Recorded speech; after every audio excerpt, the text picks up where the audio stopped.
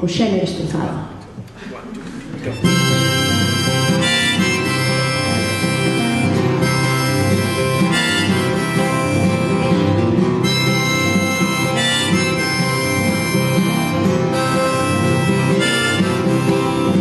Parece que isto está moi morto, que non habita en mí ninguén, que me virou de lado torto, que superei os límites, que maña non foi ben distinto, e direi outra vez será, que nin te importa nin te evito, e se me mintes, se me paro unha vez fíxense os motivos, a menor das condicións, que a independencia dos esquivos e a lealdade das queixóns, superei me soltei lastre, e vi que a 100 metros de mí, e superei aquel desastre, pero ante todo comprendí que eu nin podo, nin quero, nin debo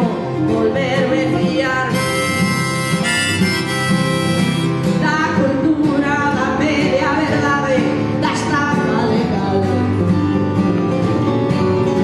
que eu xa corto e deserto e me aparto de toda moral, que aprendí moito máis cuestionando o saber popular,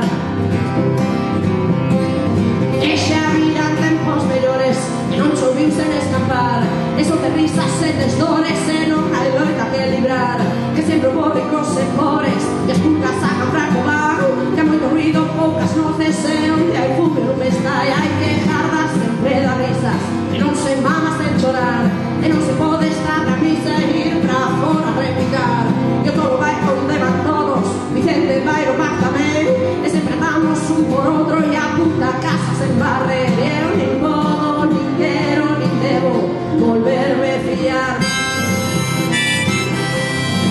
da cultura, da media verdade, da estafa legal, que eu xa corto e deserto e me aparto de toda moral, que aprendí moito máis cuestionando o saber popular,